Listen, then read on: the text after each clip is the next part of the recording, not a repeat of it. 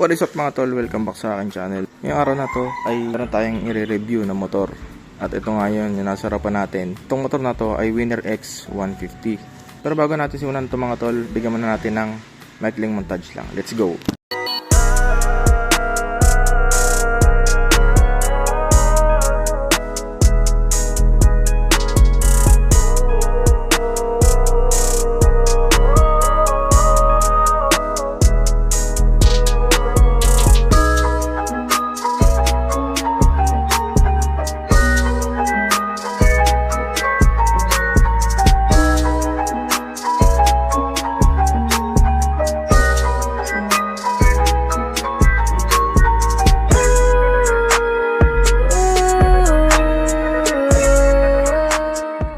Ayun nga mga tol, nabanggit ko nga kanina na itong motor na to ay Winner X 150. Alam ko namang kilalang kilala niya na itong motor na to kasi nga unang-una gawa siya ni Honda.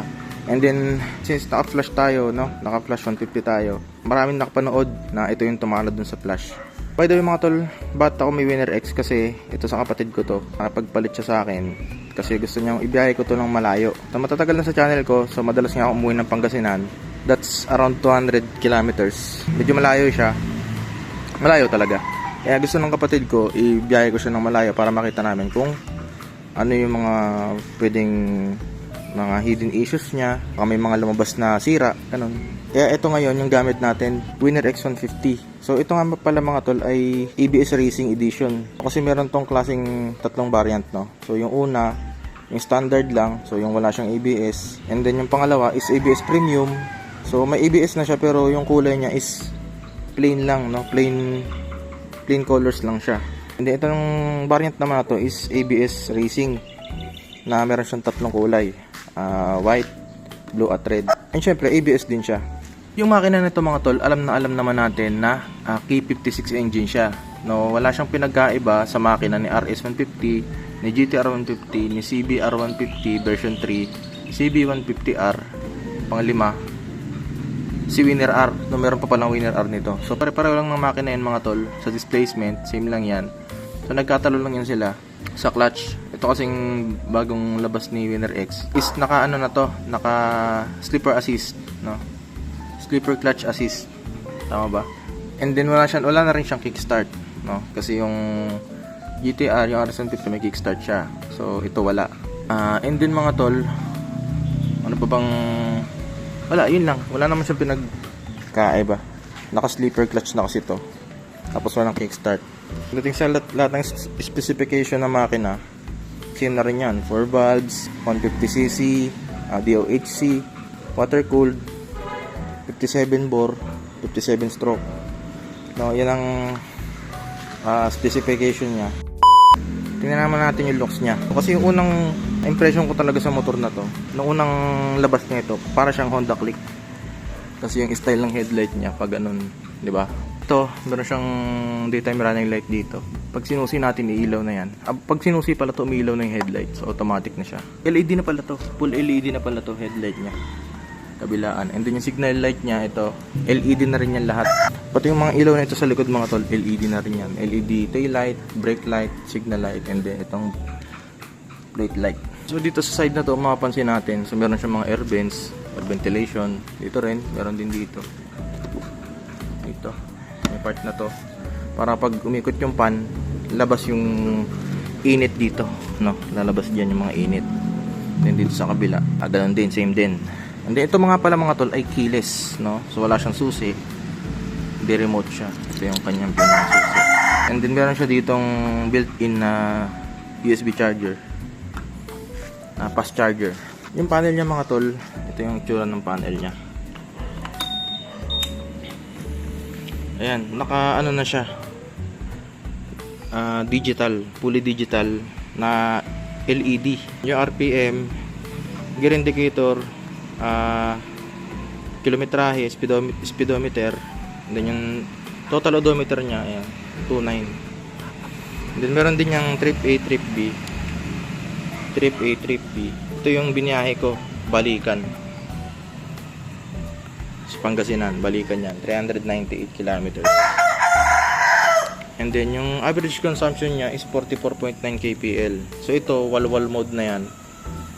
Ang takbo ko dito, ang takbo ko niyan balikan is average ko 80 to 100. So yun yung fuel consumption niya, 44.9. So nag 45.2 pa yan. Nag 45.2 pa yan. Kaya lang ito yung pinaka nag-register kasi nga medyo mabilis yung takbo natin. And then yung mga ilaw niya, ito yung ilaw ng panel, sabi na dyan ABS, since ABS nga to. Ito mawawala to pagka umandar na. Pagka nag 20 kph pataas, mawawala na yan.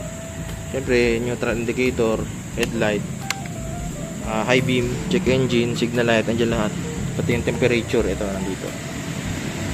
So dito mga tol, ganito yung tsura nya. So wala siyang pocket. Unlike dun sa flash ko, di ba meron siyang bulsa. Ito kasi wala, plain lang siya. Then upuan. Yung upuan yan maganda, hindi madulas. Hindi siya madulas. Kasi para siyang nakaliha type na. Ang binahe ko to mga tol, is hindi ako dumadaos-dos. Hindi rin siya sobrang sakit sa puwet. Although hindi naman siya ganun kalambot, hindi rin siya ganun katigas, sakto lang. So may mga accessories na pala to. So meron tong box, may nakapagpalitan ng side mirror, may cellphone holder na. And then yung bracket na gamit niya mga tol is, ano ba to? K3 rack. Ayan, nakaano na siya. Hindi mo na kailangan tanggalin yung grab bar. Pwede mo siyang ikabit. Ang ganda nga. Gulong niya mga tol is, ano ba to? Hengshin. So gulong niya sa harap mga tol, Hengshin. Not familiar sa brand. Hengshin tire na 90/80 by 17, tubeless. And then yung sukat ng mags niya mga tol is parang 2 inches yata, 2 inches by 17. Yung likod niya mga tol is same lang din, Hengshin tire pa rin. Ayan, Hengshin tire ang 20/70 by 17. Same lang to sa sukat ng gulong ni Flash. Pati yung harapan 90/80 by 17. Then yung mags nito 3 inches to, o mga ganun, 3 inches to.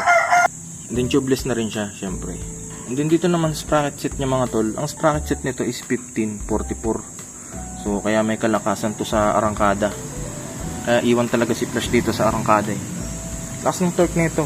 So panoorin nyo na lang yung video na i-upload ko na biniride ko to. Kaya lang gabi yun eh. So intindihin nyo na lang. Shock niya, ang ganda rin. Mono shock. Nalagyan na pala namin to ng ito. Fiberglass na dust protector para dun sa shock. Or pang-protect sa shock para hindi palagi madumi. Shock yung ganda ng play. Yung likod pati yung harap. Yan sabi ko nga, pagka nasira yung shock ni Flash, maghahanap ako ng genuine na pang Winner X. Yun yung kakabit ko sa Flash ko. Ang ganda ng shock niya. So yung busina, ito pala, yung busina. Kaya ang lakas ng busina niya. Pag bumusina ka, rinig na rinig mo. Under natin. Ito yung under niya.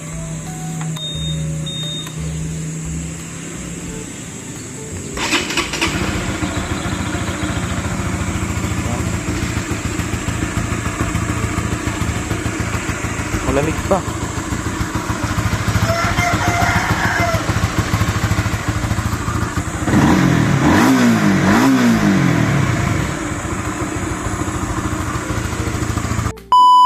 So yun mga tol, hanggang dito na lang yung video natin na to. And sa mga gustong kumuha ng Winner X, ito na yung video. Kung gusto mo yung video, pahit na ng like. And then kung gusto mo mag-subscribe, subscribe ka na sa channel ko. Hit mo yung notification bell para updated ka sa mga in-upload natin. Ayun lang, ride safe sa ating lahat. Peace out.